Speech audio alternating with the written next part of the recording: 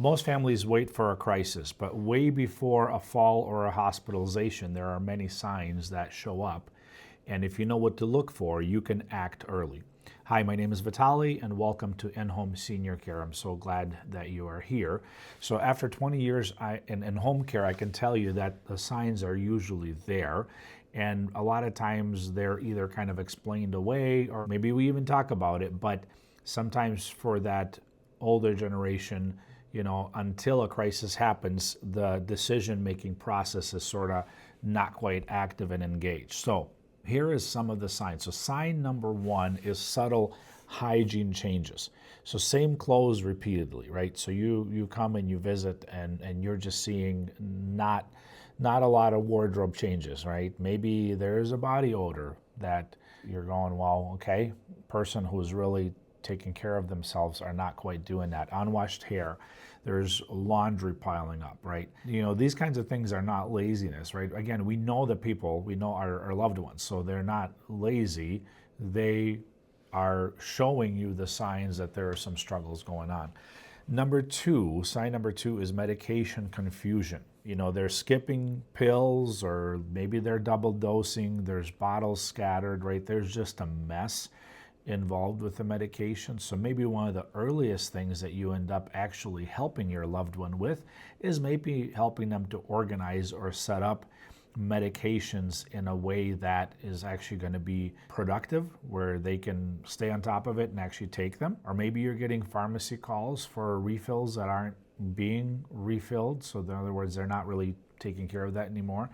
And so medication mistakes are one of the fastest ways that someone loses their independence, because obviously it can cause kind of an avalanche effect of other things depending on how important those medications are for what they're dealing with. Sign number three is increased isolation. They're not going to church, or they've stopped going to church.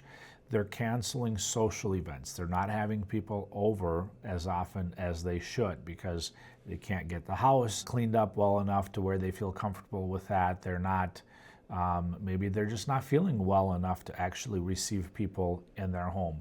Maybe they're avoiding friends or not really engaging and connecting with people like they were before. And so isolation in and of itself, again, everybody's different. So for some people that maybe has been normal, where they weren't as actively engaged with other people, but isolation will accelerate decline for someone. And sometimes, even if that person is that type of introvert where they just didn't love hanging out with people all the time, the problem with isolation is that not only is it hard, because even for those types, like my mom is that type, she doesn't want or love a whole lot of socialization, right? I think it tends to actually stress her out, even though like she wants it in small doses, kind of a thing. But the other problem with it is that over time, you don't have as much of a window into what normal looks like and what's a normal day, and when that person is all of a sudden really not doing well. Maybe it's a UTI, maybe there's something else happening,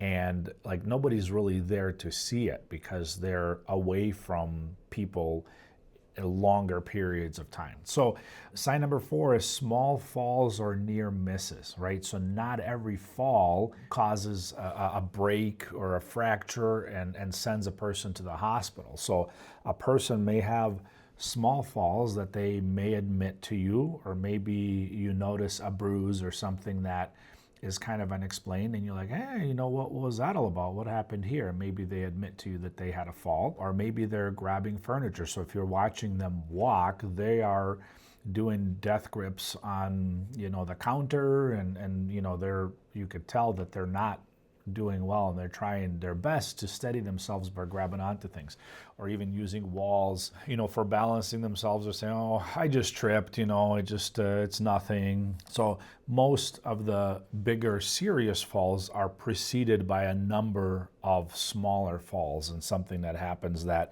can kind of be dismissed as, well, I'm nothing big, it's just I tripped and whatever else. So just to kind of give you that. So sign number five, you're exhausted. If you're overwhelmed, so this is you, right? This is not them. This is you as the caregiver. You're overwhelmed, you're just tired, and you're rearranging your life to manage theirs because you're having to take them into the ER, you've had something else happen, they're calling you and you need to show up at 10 or 11 at night because there's kind of a crisis, something's happening. So in other words, there's a spillover effect that because there's no structure of care or help in place, they are starting to rely on you to kind of catch them in the moments of, oh man, something bad just happened. What do I do? And of course, what are you going to do? You're going to kind of snap into action and go ahead and try to help them. So caregiver burnout actually often appears before the person admits they need help. So maybe you've not even had this conversation about next steps or trying to set up something like an actual care package, but you're already over involved and it's not something you've talked about. It's not like they've asked and they say, hey, can you step up and be my caregiver and help me with some of these things? But you're kind of having this spillover effect into your life because of the deficits and because of the ups and downs of the things that they're dealing with. So my point here is that you don't need a crisis to justify support, right?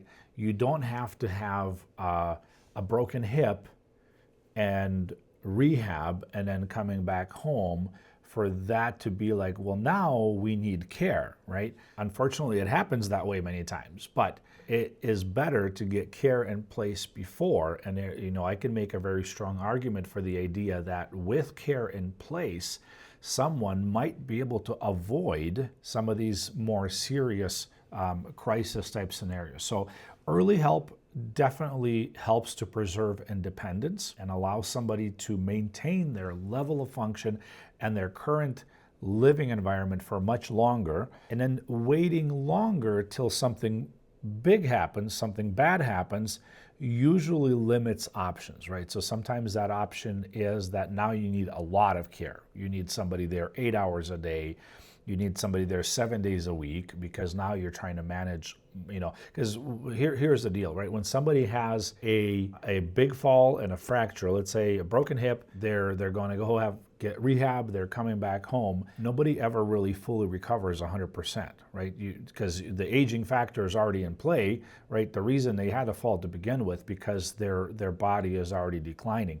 And so after that episode, they will only recover to a certain percentage of their previous function. And so automatically they're going to need more support. And so, usually it doesn't go from, just a little bit of support. Now you need quite a bit more support because chances are the person now needs help with, maybe toileting, right? Well, toileting can't really be scheduled throughout the day. You need somebody there for a lot of hours to make sure that all those needs are being met throughout that period that person is up and about and doing things. And they may need help with transferring and mobility assistance around.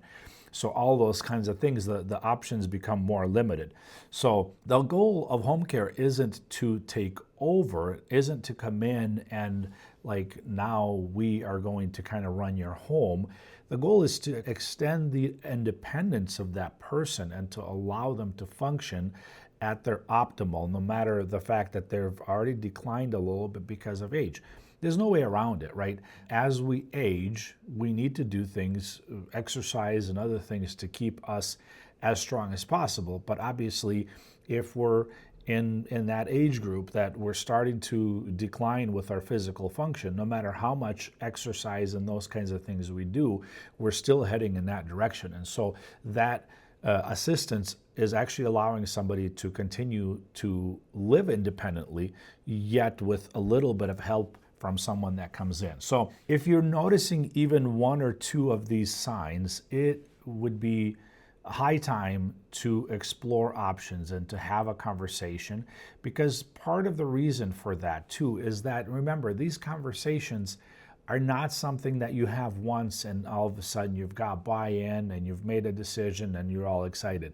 You're going to have back and forth and you're going to have these conversations over a period of time to kind of build that trust and to go back and forth and to reinforce the idea that this is a good thing, not only for them as the one that's receiving the care and hopefully maintain their independence, but also for you as a caregiver to have a peace of mind, to have relief, and to have more of the restoration of your role as actually the child versus that caregiver piece. So, and you don't have to commit to anything in order to have some explorative conversation. So just gather that information. And so, as I always say, if you are in the Twin Cities, we are located in Burnsville, and we would love to have that conversation with you. We'll come out, no cost, no obligation, sit with you, answer all your questions, help you to understand who we are, how we function, what the services are. If they are a fit, fantastic. We'd love to serve you. If they're not, we could certainly help connect you to a more appropriate